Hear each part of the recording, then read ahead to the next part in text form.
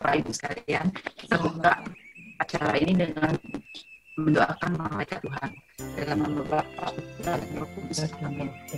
Ayat diberi kepada oleh malaikat Tuhan untuk memuliakan malaikat dari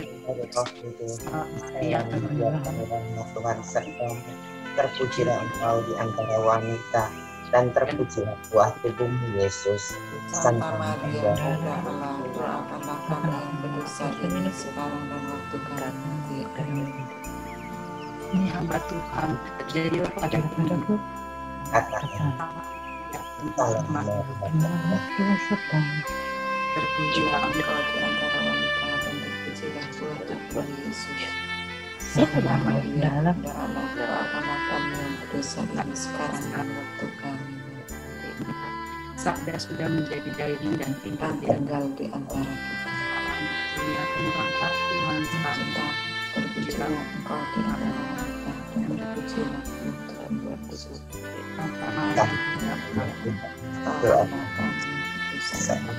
sekarang dan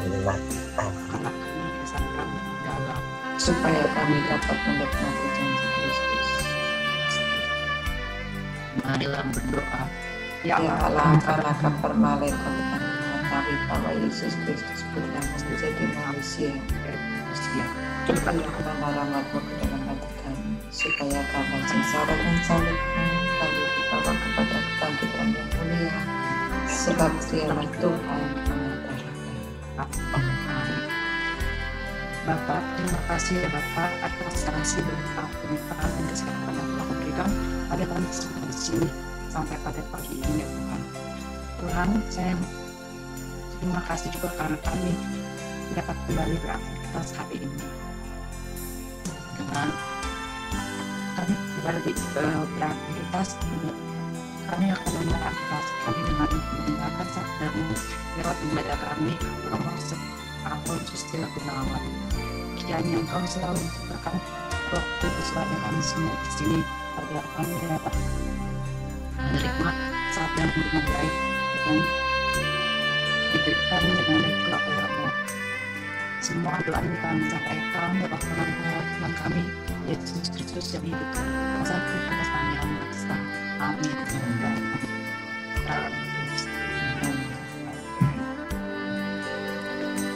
Selamat pagi semuanya. Selamat pagi. Ya, kita masih punya satu sisa yang lanjutan dari kemarin, di mana ada 2 orang yang ikut menguburkan jenazah Yesus. Kemarin sudah kita bicarakan, kita renungkan seorang yang tidak pernah kelihatan, tetapi tiba-tiba muncul dan menguburkan Yesus. Sebuah perubahan drastis yang terjadi bahwa orang yang tadinya tidak pernah ketemu Yesus, tetapi diam-diam menjadi murid Yesus dan setia sampai pada saat kematiannya. Mungkin kita kadang-kadang juga melihat ada orang yang nggak pernah ke gereja, nggak pernah kenal Yesus, tiba-tiba jadi murid Yesus, kayak Paulus misalnya. Nah, salah satunya yang kita mau bicarakan adalah Nikodemus, 2 orang yang menguburkan Yesus. Siapakah itu Nikodemus? Kita lihat proses bagaimana dia akhirnya mencintai Yesus. Kita lihat saat terakhirnya saja di dalam Injil Yohanes, di saat Tuhan Yesus disalib dan diturunkan dari salib lalu menguburkan jenazah Yesus. Juga Nikodemus datang ke situ, dialah yang mula-mula datang waktu malam kepada Yesus. Ia membawa campuran minyak mur dengan minyak gaharu, kira-kira 50 kati beratnya. Mereka mengambil mayat Yesus, mengapaninya dengan kain lenan dan membubuinya dengan rempah-rempah. Menurut adat orang Yahudi, bila menguburkan mayat, dekat salib Yesus ada satu taman, dan dalam taman itu ada satu kubur baru yang di dalamnya belum pernah dimakamkan seseorang. Karena hari itu hari persiapan orang Yahudi, sedang kubur itu tidak jauh letaknya, maka mereka meletakkan mayat Yesus ke situ. Nah, kita lihat seorang Nikodemus yang tadinya berada di kubu orang-orang Farisi, karena Nikodemus adalah Farisi tulen, tetapi diam-diam pada waktu malam dia datang kepada Yesus. Malam-malam itu adalah saat yang sangat sepi, sangat indah untuk mendengarkan suara Tuhan. Nah, mungkin malam-malam itu menjadi satu simbol bahwa seperti Yohanes seringkali memakai sebuah simbol-simbol yang sangat indah, entah itu pintu, entah itu apa. Kegelapan sering disimbolkan dengan malam juga. Tetapi kalau orang Jawa, itu kalau datang kepada dukun mau berguru, itu juga malam-malam ya. Rupa-rupanya dia berguru pada waktu malam. Tetapi diceritakan oleh Yohanes bahwa Nikodemus itu malam-malam karena takut kepada orang Yahudi. Karena orang Yahudi tidak mau menerima Yesus dan seringkali konflik dengan Yesus, sehingga diam-diam Nikodemus datang kepada Yesus supaya tidak diketahui orang. Nama Nikodemus tidak hanya dia, tetapi nama-nama itu bisa kembar, bisa banyak. Maka diceritakan di sana, Nikodemus yang waktu itu datang kepada Yesus pada waktu malam, untuk membedakan Nikodemus yang lain. Nah, apa yang terjadi? Kisah Nikodemus ini menjadi satu proses pertumbuhan iman, akhirnya mencintai Yesus. Oleh karena itu, kisah Nikodemus hanya ada di dalam Injil Yohanes. Kalau di dalam kalau kisah Yusuf dari Arimatea itu ada di dalam semua Injil, meskipun hanya diceritakan pada saat-saat terakhir kalau Yusuf dari Arimatea. Tapi kalau Nikodemus itu diceritakan dari awal. Ada 3 ayat atau 3 bab yang mewarnai Nikodemus. Yaitu bab 3, bab 7, dan bab 19. Sehingga diceritakan di sana bahwa sejak awal Yohanes menceritakan seorang Farisi yang bertemu dengan Yesus yang bernama Nikodemus. Dia datang pada waktu malam, dia seorang ahli Taurat, tetapi di mata Yesus dia sangat blow on. Sangat on sekali. Apa yang dikatakan oleh Yesus seringkali salah paham. Maka ada teologi salah paham juga di dalam Injil Yohanes.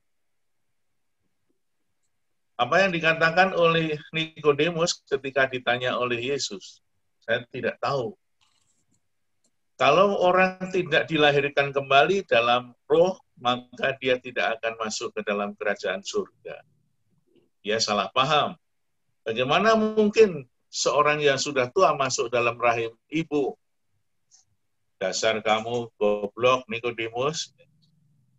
Lahir baru berarti lahir di dalam roh. Lahir di dalam hidup baru di dalam Yesus Kristus.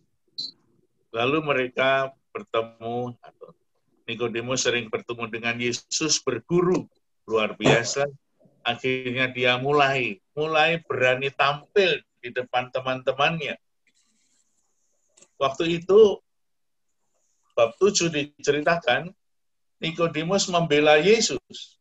Ketika Yesus mau ditangkap, mau dihukum, Nikodemus lah yang menghalang-halangi dan membela Yesus. Di sini satu pertumbuhan iman yang luar biasa. Yang tadinya tidak berani muncul, sekarang ini Nikodemus berani tampil, bahkan melawan teman-temannya di majelis agung, di tempat Sanhedrin. Dia mengatakan, bagaimana mungkin seorang mau dihukum kalau tidak dicari kesalahan, tidak diadili atau tidak diberi kesempatan untuk membela diri. Luar biasa, itu sudah berani. Sehingga Yesus yang seringkali disebut sebagai orang yang menyesatkan, jadi orang yang percaya kepada Yesus, banyak orang itu sering disebut, ya, Yesus adalah menyesatkan orang-orang itu. Disitulah terjadi satu perubahan iman. Berkat pendalaman iman tiap pagi jadi berubah. Berkembang imannya. Jadi apa mau? Aduh. Ya, ini pertumbuhan iman kita kan juga seperti itu ya. Kadang-kadang dulu nggak bisa bangun pagi, sekarang bangun pagi. Dulu mendengarkan nggak mudeng apa-apa, sekarang sudah tambah pinter. Pertumbuhan pengetahuan. Sehingga kalau kita melihat isi iman itu apa? Isi iman itu kan ada 3 yang kemarin kita bicarakan ya. Pengetahuan tentang ajaran gereja, ajaran iman Katolik, perbuatan, dan doa. Nah, kita semua sudah dipaksa oleh Pak Yopi, sehingga semuanya bisa ikut bersama-sama dengan penuh sukacita. Lalu yang ketiga adalah bab 19. Ya. Ketika Nikodemus itu berada di bawah salib Yesus dan kemudian ikut terlibat bersama dengan Yusuf dari Arimatea itu menguburkan jenazah Yesus.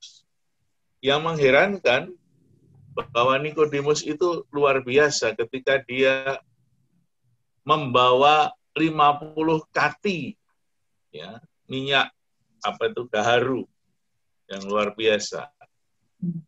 Mengapa seperti itu?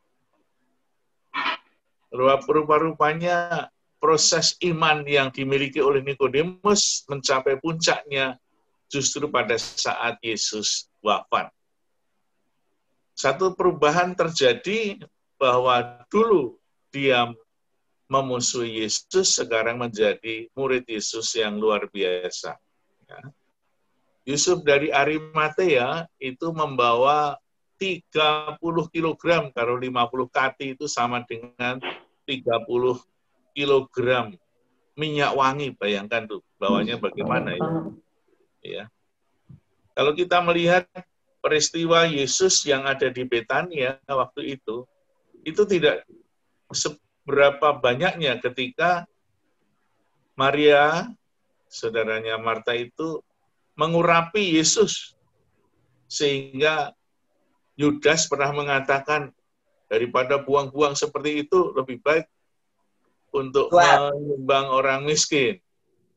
Itu jumlahnya kalau dikalkulasi hanya 300 dinar, itu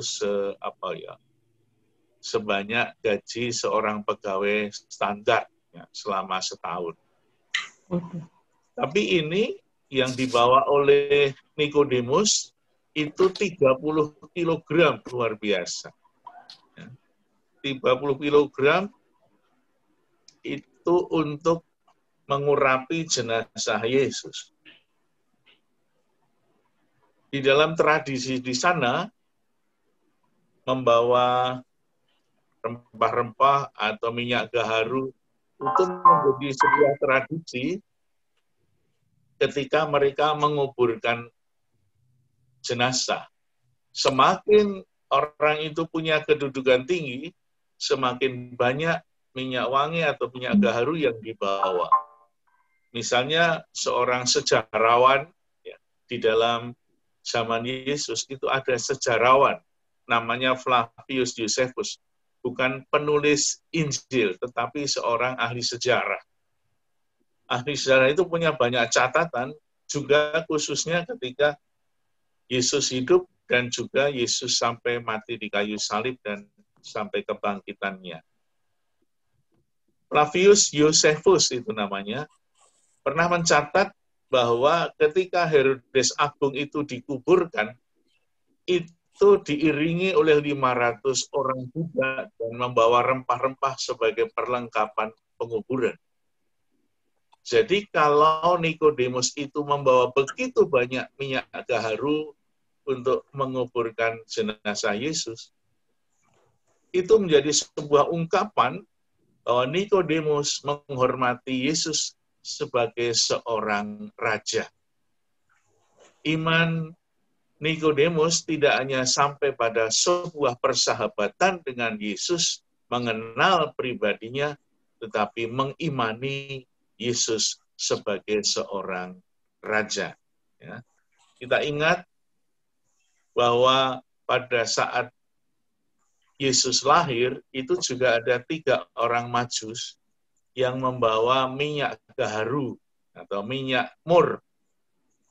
Lalu ada emas dan kemenyan. Nah, di situ juga diungkapkan seorang yang membawa emas kepada Yesus mengimani bahwa Yesus itu adalah seorang raja. Nah, bahkan Pilatus sendiri itu mengabadikan siapa Yesus itu dengan apa? Dengan menulis di atas salib Yesus, Yesus dari Nazaret, Raja orang Yahudi.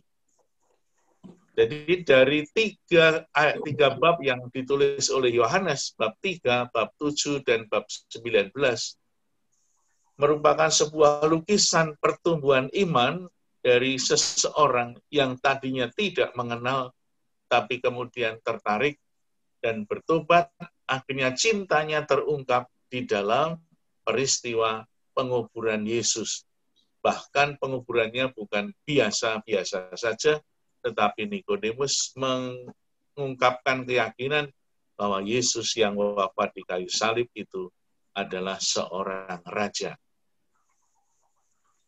Dikatakan juga di atas kepala Yesus, di atas salib ada satu kata yang mengabadikan, Yesus Sang Raja. Inilah Yesus Nazaret, Raja orang Yahudi. Dan ditulis dalam 3 bahasa Latin, bahasa Ibrani, dan bahasa Yunani. Pada saat itu, seorang yang mempunyai keahlian dalam 3 bahasa, itu dianggap orang yang sangat penting dan sangat hebat. Orang yang seperti itu, misalnya Santo Paulus. Santo Paulus itu bisa 3 bahasa. Bahasa Yunani, bahasa Latin, dan bahasa Ibrani. Maka ketika dia mau dianiaya, dia ngomong dengan 3 bahasa itu. Wah, ini pasti orang pinter, orang penting dalam hidup. Oleh karena itu, Nikodemus menjadi contoh bagi kita bagaimana kita juga berproses untuk menjadi murid Yesus. Bagaimana kita selalu tumbuh dan berkembang sampai akhir. Nah, semoga iman kita semakin hari semakin tumbuh seperti Nikodemus, yang tadinya tidak berani menjadi berani, yang akhirnya menjadi orang yang rela mati untuk Yesus, melawan Sanhedrin, melawan kelompoknya masing-masing. Dari situ mau kita lihat bahwa sejak zaman itu, sejak Yesus wafat dan bangkit, di dalam dunia Yahudi terjadi sebuah perpecahan yang diam-diam. Yang tadinya perpecahan itu memang sudah ada. Satu kelompok itu orang yang sangat fanatik dalam hukum Taurat. Tetapi di dalam dunia orang Yahudi dan Sanhedrin ternyata ada orang-orang yang diam-diam itu mencintai dan mengenal Yesus. Ya, perpecahan yang tadinya diam-diam itu sekarang saat Yesus wafat di kayu salib menjadi sebuah peristiwa yang terbuka. Termasuk Nikodemus dan Yusuf dari Arimatea. Lalu itulah sejarah gereja, sejak Yesus wafat dan bangkit dari kematian, mulailah umat Kristiani muncul. Orang-orang yang tadinya hanya berpegang pada perjanjian lama dan Taurat sebagai sebuah pegangan hidup, kini mulailah mereka percaya kepada Yesus sebagai juru selamat. Dan keyakinan dan kepercayaan itu mulai dari sebuah pernyataan iman resmi dari seorang yang menyalibkan Yesus. Ketika melihat bahwa matinya demikian, kepala pasukan yang menyalibkan itu mengatakan, sungguh orang ini adalah anak Allah. Itu di dalam Injil Markus. Dalam Injil Matius dan Lukas juga ada. Nah, marilah kita juga mohon berkat Tuhan, agar dalam perjalanan iman kita, lama-lama nanti kita boleh tumbuh dan berkembang subur, dan semakin yakin Tuhan adalah Juru Selamat kita semua. Amin. Tuhan memberkati.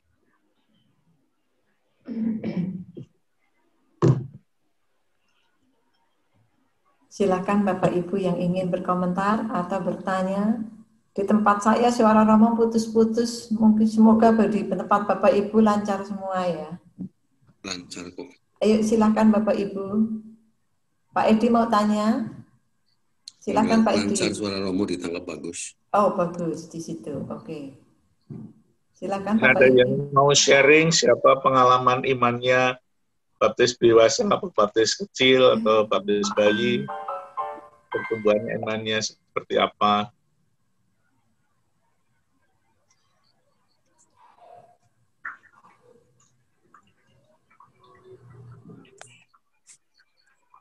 Ya, saya baptis seminggu sebelum nikah, Romo. Wow. Sebelum nikah, baptis dan ikut pelajaran agama Katolik, terus akhirnya jadi Katolik mau. Tapi memang aktif ke gereja rutin itu setelah tinggal di Taman Modern, dan dulu seringkali diajak oleh aktivis dari Taman Modern, Ibu Erna itu yang sering keliling pakai motor tuh, pagi-pagi muter, ayo ke gereja, ayo ke gereja. Wow. Itu cukup aktif tuh. Sekarang masih tinggal di Taman Modern juga, tapi kayaknya beda lingkungan, jadi nggak pernah kontak kembali. Tapi itu cukup aktif, dan itu ya yang membawa saya ikut ke gereja rutin. Salah pula satu.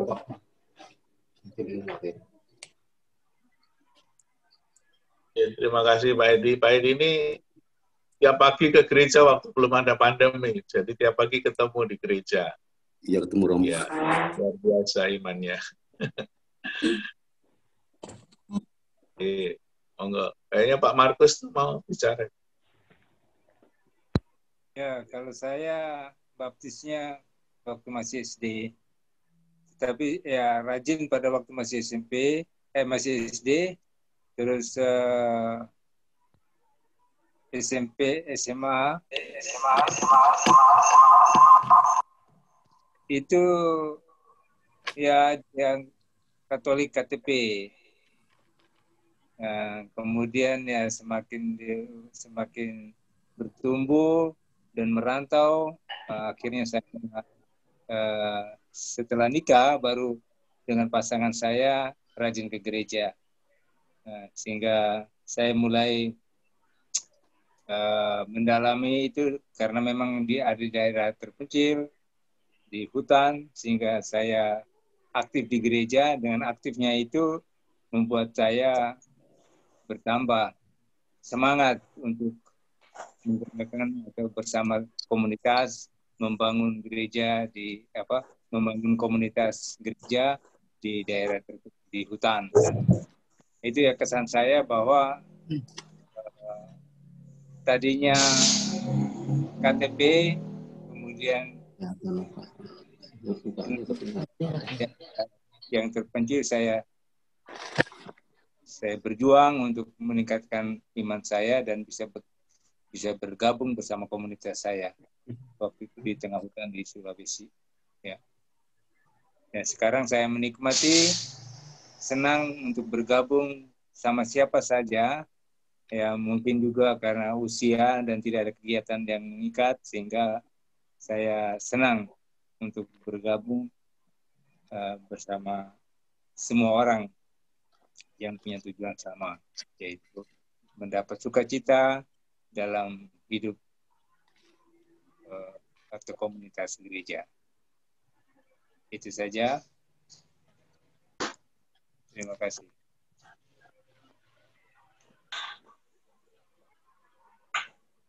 Mantap. Ya. Ayo, siapa lagi yang mau sharing? Bu Aning mau sharing? Monggo Bu Aning. Saya mau pamit misa. Oh, Misa pagi. Bu, Mas Ya. boleh. Ini, tapi udah lama sekali ya kejadiannya. Saya Katolik sejak SMP. Setelah itu Katolik, tapi ya itulah sepertinya nggak terlalu mendalami banget.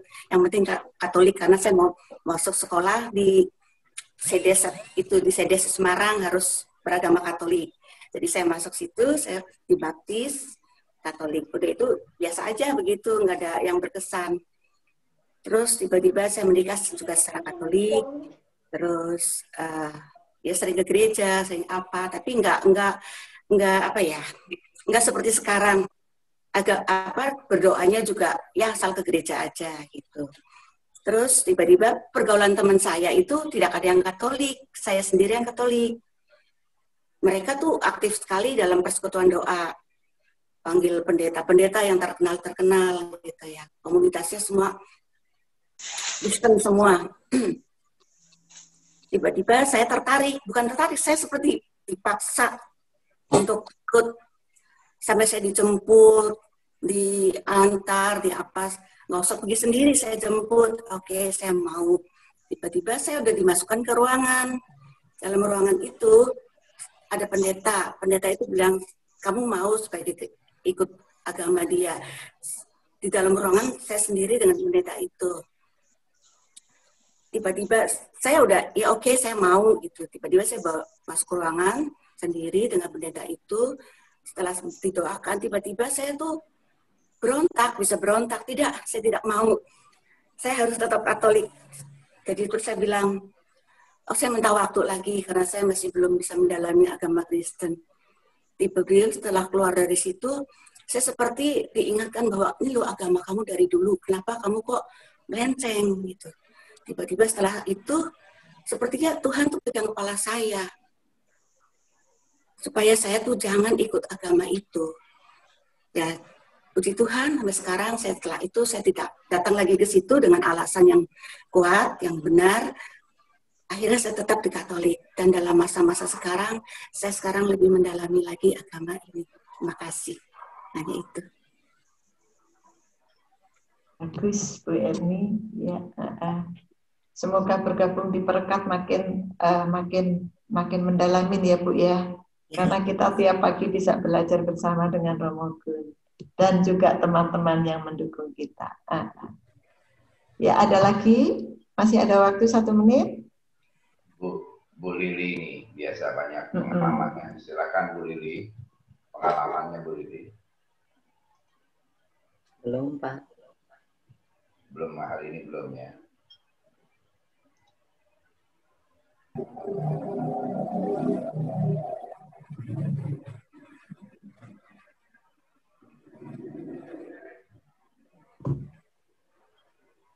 Kayaknya cukup hari ini.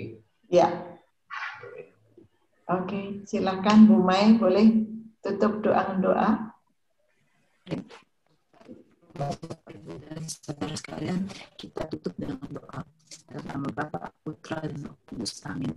Terima kasih Tuhan atas sabdamu yang baru saja kami dengarkan lewat gembala kami, Romo Gun. Kiranya sabdamu yang baru kami dengar dapat membuat iman kami makin bertumbuh dan berguna bagi kehidupan kami. Sebentar lagi kami akan melanjutkan aktivitas kami. Kiranya Engkau selalu menyertakan kami sepanjang hari ini. Dan kami juga mau berdoa untuk saudara-saudara kami yang belum dapat hadir. Kiranya di pertemuan berikutnya dapat turut serta hadir. Kami akan mengakhiri pertemuan ini dengan mohon berkat dari Romo. Tuhan sertamu. Dan sertamu juga. Semoga kita semua, keluarga dan aktivitas kita hari ini diberkati oleh Allah yang Maha Kuasa, Bapa dan Putra dan Roh Kudus. Amin. Terima kasih Romo. Terima kasih, Romo.